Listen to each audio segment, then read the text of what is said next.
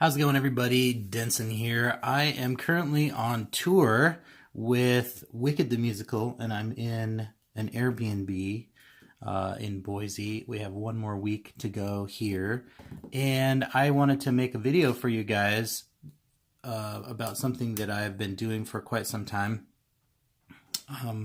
with my students, teaching them how to read and spell chord symbols. So I've devised a little program that works, and I'm going to run through that program with you in this video. So a couple of prerequisites that you have to know. You need to know all your major scales, but we're just going to use the C major scale just for the sake of this video. And we're going to label each one of these with a numerical value.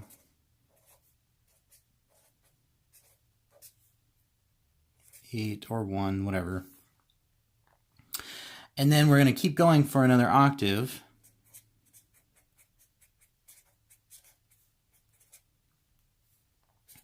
And label those. So we got a 9, 10, 11, 12, 13, 14, 15. And sometimes you've seen maybe a note on a piece of paper that has a little 15 MA by it. That just means it's 2 octaves higher. Instead of 8 VA, we have 15 MA. Anyway, we'll be talking about the second octave in chord symbols. So first I want to introduce you to what this is. I call it my 3-box system. And I published this in 2013 as a chapter in my doctoral dissertation. So it's been out there, but I've just never done it and explained it in a video. So let's just take a chord symbol, C7, sharp 9. Now, if you're a beginner, this might not make a whole lot of sense. A lot of my subscribers know how to play already, so, you can use this to teach your students how I do it. So I'm going to take this chord symbol and I'm going to put 3 boxes around each component here. Here's 1, 2, and 3. So in each box, it helps me to spell the chord based on what's in the box. So let's talk about box number 1. Box 1. This is my triad type.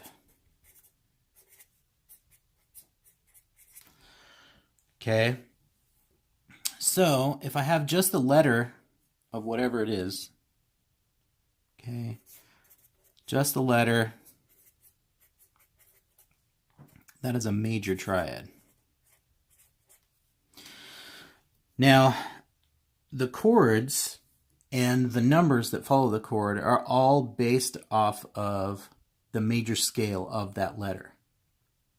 So we're going to alter the major notes, the major scale notes, to fit the chord symbol, but it's all based off of that letter. Okay, so if I just have the letter, the triad is major. That's the root, the major third, and the fifth. Okay, so in this case, it would be C, E, and G here. So let's write that. C, E, G.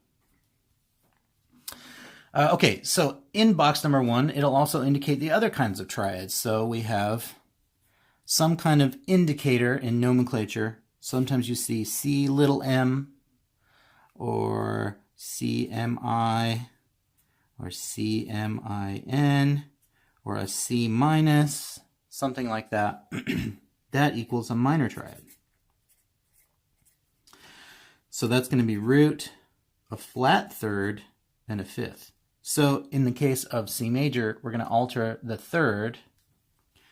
So we would have C, E flat, G. Okay. Now, I can also see other triad types. So if I have C, A, U, G in that box, or C plus, That is an augmented triad. Augmented triad means root, third, and a sharp 5. So in this case, C, E, G sharp. Okay. And then I can have C, D, I, M, or C with a little degree sign, circle. And that means diminished, which is root, flat 3, flat 5, C, E flat, G flat. There we go. Okay, and then another indication that you can see sometimes, and this one's a little weird, it just depends on the nomenclature that you're reading, but if I ever see a C sus like that, that just means that it's a root 4, 5, so C, F, G. Sometimes you'll see C sus 2, and that's the other, so root 2, 5, so either C, F, G or C, D, G. And then the way that you see this sometimes will vary with the other boxes. So sometimes with a sus chord, I might actually see the second box first and then a sus after, like that. So in my mind, I'm just kind of going box number 1, box number 2. Sometimes you'll see it C sus 9, like, and the second box is out here. So you just got to be aware that these are the triad types, and you can think of it as a box number 1. Okay, let's go to box number 2. So if I have that chord symbol, C7, sharp 9, box number 2 is my 7th type. So box 2. Okay. So whatever my root is, we'll label it X. I have different kinds of 7s that I can put on from the major scale. If it's just the number only, then that 7 is flat from the major scale. So in the case of C, it would be a B flat. Okay. If I have some other kind of indicator, maybe I have CMA7 or CMAJ7 or C triangle 7 or C just triangle or something like that. That all refers to the 7th. So this is box 1, that's box 2. Box 1, box 2. And that refers to the natural 7 of the major key of the root of the chord. So in this case, it's a B natural. If you're in the key of A flat, it would be a G natural. In the key of D, it would be a C sharp, etc., etc. Okay. So that's what's going on there. Now, with box number 2, I have some interesting things that can happen in this box. So I'm sure you've seen the chord symbol C9. Well, what does that mean? Or C13, what does that mean? Well, I have labeled this the odd number rule. Whatever odd number is in the chord, technically speaking, all the odd numbers should follow it. So if I have C13 in a chord, it should be the triad type, which is major, C, E, G. The 7th type, because it's number only, which would be B flat, a flat 7. And then I would have all the other odd numbers, so 9, 11, and 13, which would be D, F, and A. But there's an interesting issue that we come up with this 11. A lot of people don't use this 11 diatonically like this. Technically speaking, this is correct. There should be an 11 present here because the 13 indicates stacking thirds all the way up to the 13, which is A. But because of this minor second, or minor 9 between these two notes, the sound isn't very favorable. But over recent years, composers like Maria Schneider, Bob Mintzer, etc., are using that chord symbol, C11, to indicate an F natural in the chord. So you just have to be aware of what common practice you're playing with, because most people sharp this 11, even if it says 13. If they include the 11 in this chord, they'll play an F sharp in this key. Or they'll just leave it out, so it'll be root, 3rd, 5th, 7, 9, 13, no 11 at all. And I talk about this in greater detail with evidence from those other composers in my dissertation, but that's way too nerdy for this video.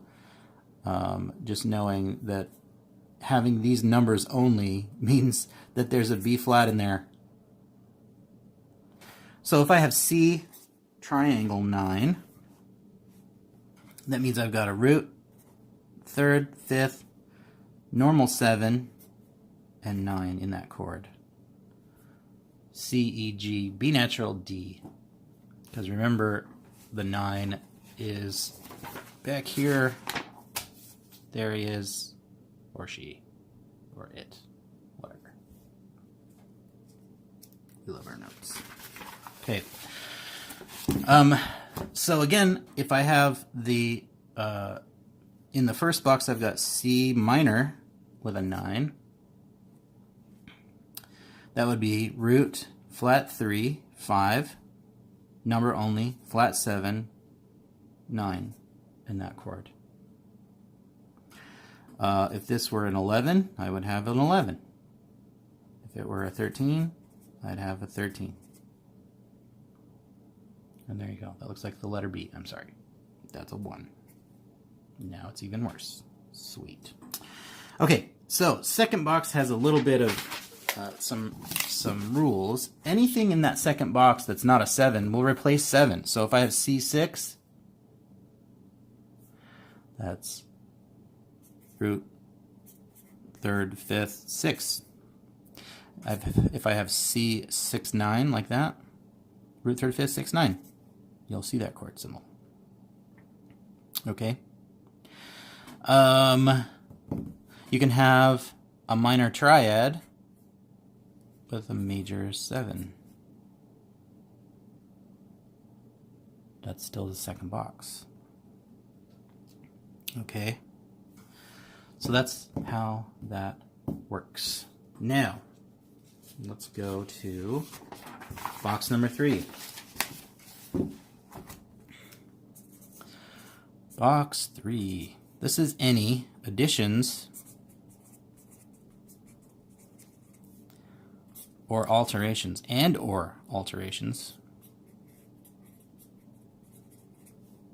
Okay. So in our initial chord symbol, we have C7, and sometimes box 3 is surrounded by parentheses, sometimes it's not. You can see this chord symbol in older print, just like that. So this is an addition and an alteration both. So we know that the triad is major, so I've got root, 3rd, 5th. We know that the 7th is flat, flat 7, and now I'm taking and adding a 9 that's sharp. So C, E, G, B flat, D sharp, which is a major 3rd and a minor 3rd, but technically it's a sharp 9, not a minor 3rd. Now anything in this box goes pretty much. So if I had the C7 sharp 9, I could do sharp 5. Now that's an alteration to the triad. So you might see that chord symbol. So it would be C, E, G sharp, B flat, D sharp. Additions and alterations, I could do the major triad, so I could have C, a flat 7, oops, B flat, so 7, and then I could add both the flat 9 and the sharp 9. Oh my gosh. Okay, flat 9, sharp 9. And I can add the flat 5 and the sharp 5.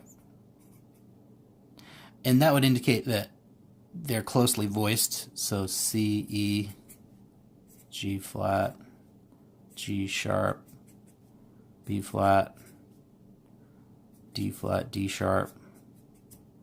You could also respell these with the 11 and 13. So if you think about it, a sharp 11, which would be F sharp, would be the same as a G flat. So I could do C7, flat 9, sharp 9, sharp 11, flat 13, which would be C, E, G, B flat, box 2.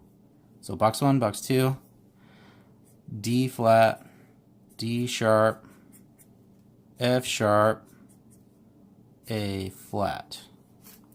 And even though that F sharp is the same, notice that this chord doesn't have a normal fifth in it, because I've altered one of the fifths and added one of the fifths, where this does have a normal fifth because they're no longer, I'm not altering a fifth, I'm adding a sharp 11. So it's slightly different chord, but I still have these two inharmonically spelled same notes, G sharp, A flat, and G sharp, or G flat, F sharp. So there you go. There's the 3-box system. Now I got a couple bonus rules. The slash. So anything here is the bass note. No matter what. That's the bass note, period. I could have A flat, major 7, whatever, over B. Who knows what that is. You can spell it yourself, because now you know how to spell chords. Yay! Okay, now let's talk about diminished and augmented stuff for a second. Okay, so a couple of things that are that you have to know. When I have a diminished triad, that's just root, flat third, flat fifth. If I put a 7 on there, that indicates the symmetrical chord of B diminished, the fully diminished chord, and that's something you just have to that you have to know. So it's a number only, right?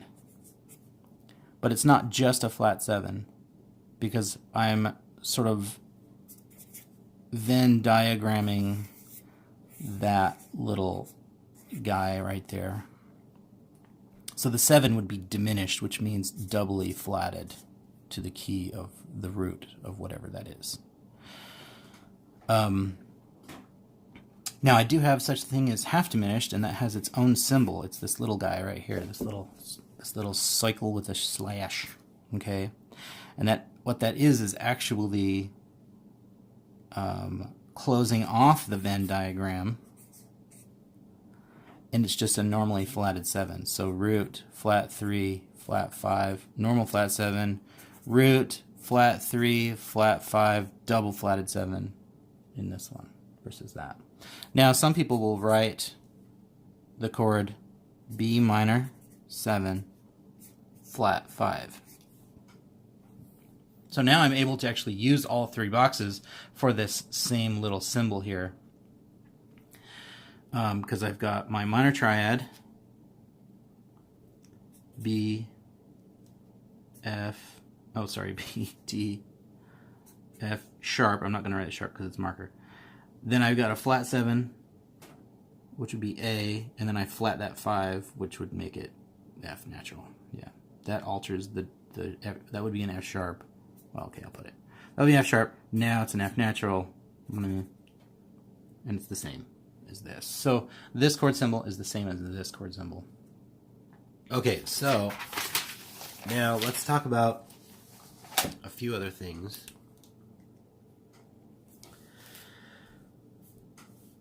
if I have the triad and something else here, so I mentioned the 6 replaces the 7.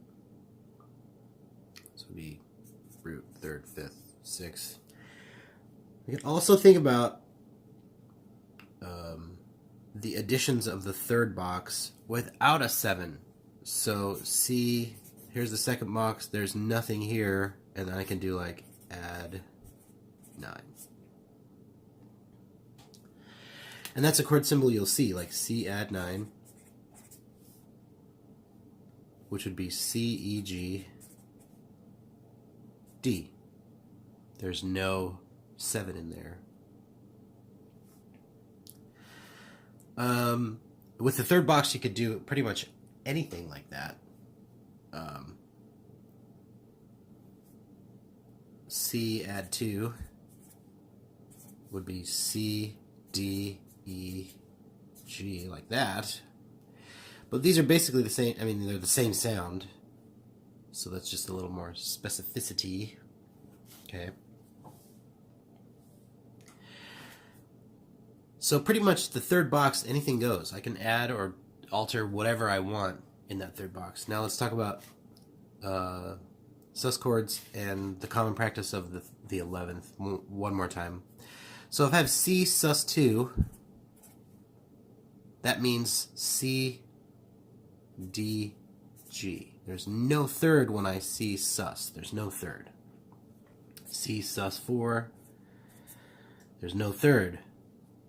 Sometimes C sus just implies the 4th. C, F, G. Okay. No 3rd, no 3rd, no 3rd, no 3rd. Okay. Sometimes I'll see the chord symbol C5, and that's rare, but you see it a lot in like guitar transcriptions and stuff, and that's just the power chord, C and G, root and 5th. So that's an anomaly there. There's no 3rd here too. Okay.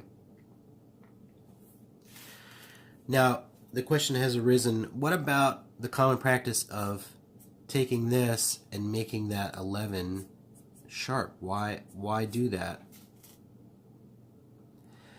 Because we're avoiding the minor 2nd between E and F, but now we have a minor 2nd between F sharp and G. Well, the reason this is okay, the reason this works is I'm getting away from the 3rd with that minor 2nd.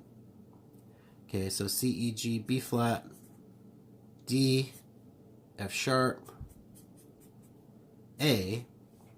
So there's a whole step here now. But then I've got this minor 2nd again. Why is that okay? Well, this is okay because these pitches naturally occur in the overtone series. I think it was Scriabin that said that this is the magical or mystical chord that exists in the universe. So if you go high enough in your harmonic overtone series, you're going to have an F sharp, you're going to have an A, you're going to have a D, B flat. It's all built in to the fundamental pitch. And so this is totally cool. This totally works. And this isn't a minor 9, it's a major 7. Whereas the other one, E to F, is a minor 9. That's a major 7. That's a minor 9. Anyway, so hopefully that answers some questions. Let's see. Trying to make sure I've covered everything. The 3rd box is your friend. You can do pretty much whatever you want. Pretty much whatever you want in there. Something else that you might see is a different setup with polychords, and I haven't seen this in a long time, but where you have like a straight line like this as opposed to the slash, and then another chord symbol, right? So you just spell those chords the way that they should be spelled. So I have C, E, G, B flat, Then I've got A flat, C, E flat. But what that equals is C7 enharmonically, sharp 9, flat 13. So it used to be a shorthand way to write this same kind of thing, and I haven't seen that in a long time. So there you go. And I think that covers it. I think that is the spelling of chords. So you can try to spell a couple of things. Let's do a few. I've got A minor 9. So I've got my first box, second box. That means I've got an A, C, so root, flat third, normal fifth, E. The 7 is a G, and it's a flat 7. Because remember, I'm going from the major scale of this root here. And the 9 is a B. So there's A minor 9. Let's do another one.